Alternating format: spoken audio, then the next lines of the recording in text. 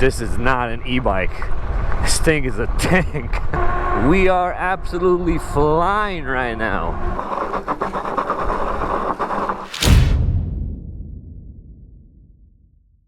What's going on, everybody, and welcome back to another review video. Big shout out goes out to Qronge for reaching out to me and asking me to review one of their electric mountain bikes. This is the Thunder model. And just for size comparison, I am 5'8", I weigh 160 pounds, and this is what I look like on this bike. It's a fairly large electric mountain bike. As far as the sitting position, pretty nice to me. The seat is adjustable so you can make it fit you.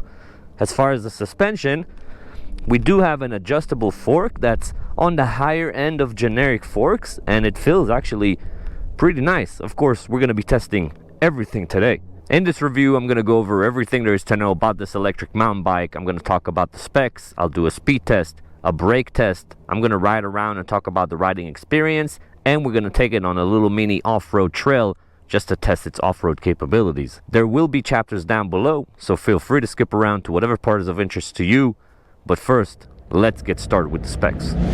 So what we got here is the Qronge Thunder electric mountain bike. It features a 1200 watt peak hub motor in the rear with 110 newton meters of torque, coupled with a removable 48 volts 15 amp hour battery. Qronge claims that this should give you a range of up to 70 miles depending on riding mode and riding conditions, of course. We have 26-inch by 4-inch fat tires, coupled with mechanical brakes front and rear with 180 millimeter rotors. This bike also features an adjustable front suspension fork with preload and lockout for a smooth, comfortable ride, a Shimano 7-speed, and adjustable seats, as well as a rear rack. In the front of the bike we have a headlight that's decently bright, and in the rear we have a taillight and an active brake light. The total weight of this bike is 80 pounds with a max load capacity of 400 pounds. And up on the handlebars we have our rear brake, our thumb throttle, our Shimano gear changer, and the bell. And over on the left side we have our front brake, a color display, on-off button, and mode selector button. And that is pretty much it for the specs. Now, as far as the price, this current model goes for $899, but I will have a discount code that'll be in the description down below, along with a link if you're interested in this model. Now, before I do the speed test, just a couple of things that stand out to me right away is how massive these wheels are. 26-inch by 4-inch, absolutely insane. And the second thing I really like is this adjustable fork. Now, it's still a generic fork, but it's on the higher end of generic forks, and that should give us a pretty nice and comfortable ride. But with all that stuff being said, let's jump into our speed test. Now, before we do the speed test, I do want to show you the starting procedure. In order for the bike to turn on, we do have to turn the battery on. And hopefully you guys can see that. It's kind of hidden over here. There's a button. You got to press that. It turns green. And now the battery's on. And once you're on the bike, there's a power button down here. You hold that for a second or two and the bike will turn on. Now, this bike does have 5 pedal assist modes. 0 means no throttle. We have 1, 2, 3, 4, and 5. 5 being the fastest. And that is exactly what I'm going to test right now. So I got my phone's GPS app open and the speed reset. And let's see how fast this thing can go now. This bike has a separation between the throttle and the pedal assist. So I'm going to be using pedals for the speed test. If you were to use the throttle only, you're going to get capped at 20 miles an hour, and we don't want that. So I will be pedaling in pedal assist mode 5 to reach our top speed. Now, this bike is supposed to hit 28 miles an hour. Speedometer is showing 30.9, 31.3. Okay, that's good right here. I'm just gonna keep on going till the end of the road to give my GPS enough time to catch up and register this top speed. All right, very nice. This thing gets moving quick. Okay, let's see our result. My phone's GPS is showing 31.3 miles per hour. That is excellent. Like I said, this bike is advertised at 28 miles an hour. Now there is a way to unlock the speed and make it go a little bit faster, and I did do that. I'm gonna show you how to do that right now. With the bike on, you hold down the minus and plus buttons at the same time, and we'll enter the menu, and using the plus, we're gonna work our way to 03P.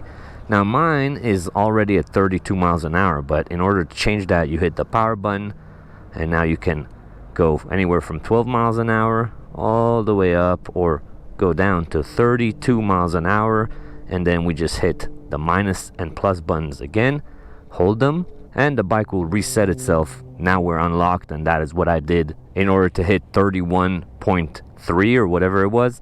So I highly recommend doing it. Otherwise, if you just use pedal assist, you'll hit 28 miles an hour. Now again, it is important to note that if you're using the throttle only, you will be capped at about 20 miles an hour, and this is done for legal purposes. That is kind of like what the e-bike laws are. So I wish there was a way to unlock the full potential with the thumb throttle.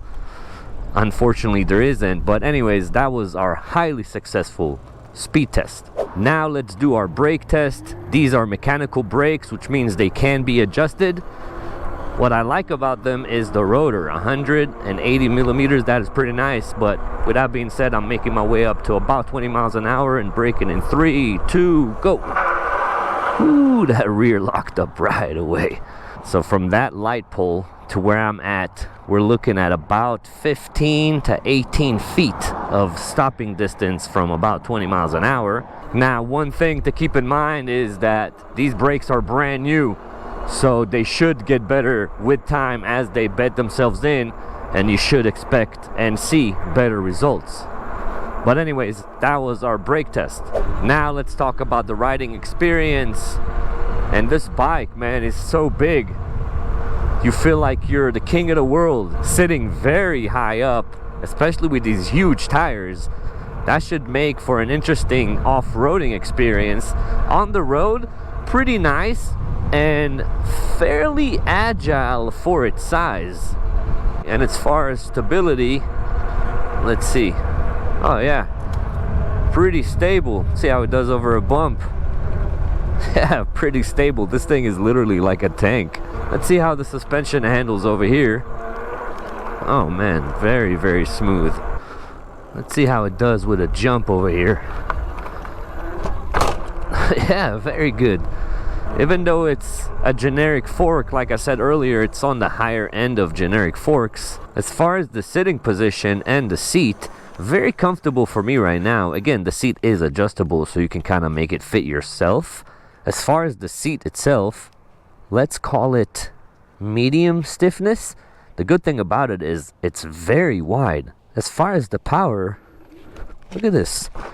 It just wants to lift itself up, and this is a fairly heavy bike. Not crazy heavy.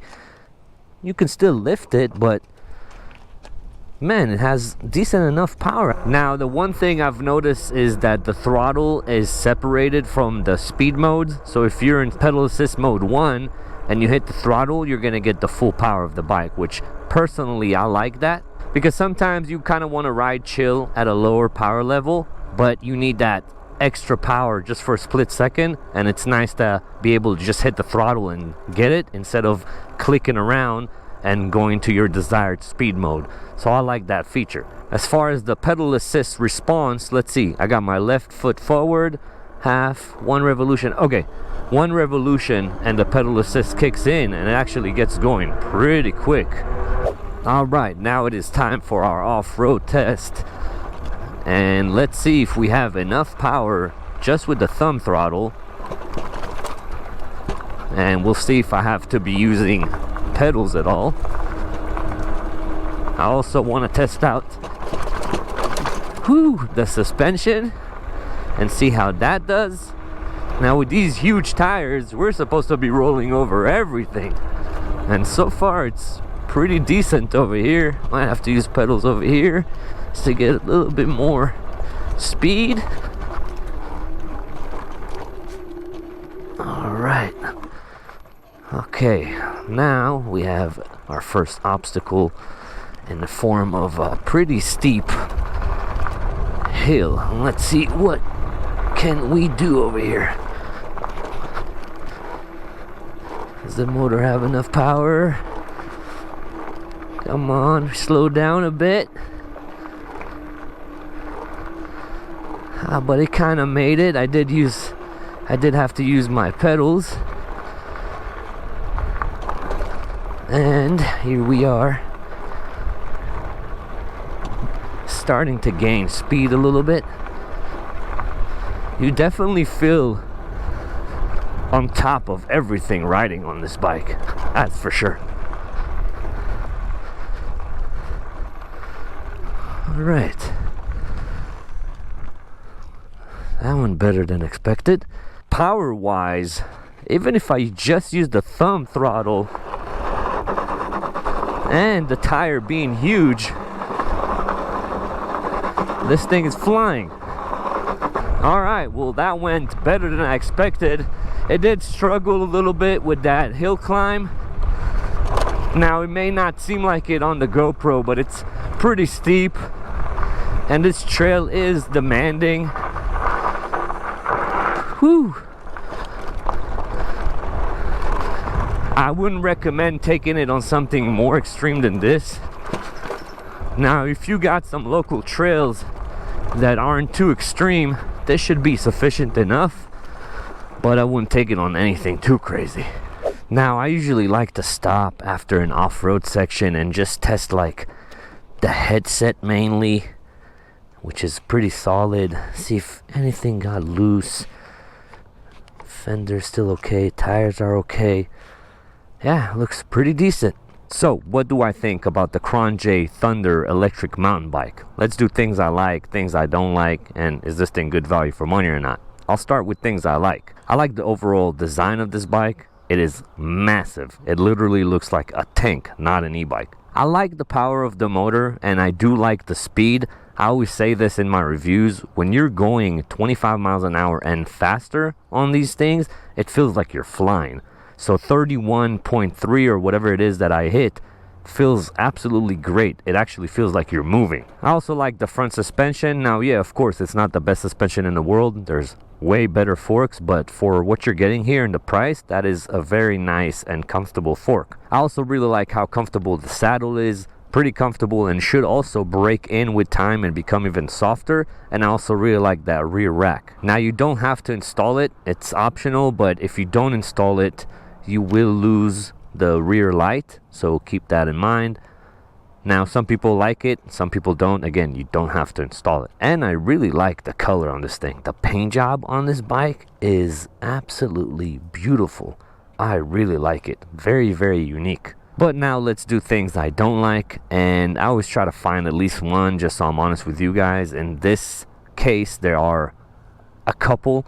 The first one is the speed when you unlock it, how it is not connected to the thumb throttle. Now, I don't have a problem with the speed. Like I said, 31.3 is amazing. I just wish that you were able to hit that speed with the thumb throttle. Now, I understand why it's done. It's just for legal purposes. But if there was a way to unlock it in a different way where it unlocks the thumb throttle as well, that would have been sweet. Now, this is more of like a personal thing. I just like being able to control the full power with my throttle or half twist throttle, whatever it is, rather than pedaling. But you might like it, so it's a personal thing, but I'll add it to my dislikes. The second thing I don't like, and again, it's more of a personal thing, is just the lack of suspension in the rear. Now, this is a hardtail, so it's not supposed to have suspension in the rear, but if this thing did have suspension in the rear, wow, it'd be amazing. But with all that stuff being said, is this thing good value for money or not? So we're talking $899, and I will have a discount code in the description if you're interested in this thing. I think that for everything that you're getting here, it is an awesome value for money. This is an awesome e-bike. Now, I'm pretty sure I was able to go over everything there's to know about this electric mountain bike, but in case I missed anything, please leave it in the comment section and I will do my best to answer. Also, what do you guys think about this bike? Let me know your thoughts down below. This has been the Qronge Thunder electric mountain bike review. I appreciate you guys watching as always, and I'll catch you on the next one. Peace.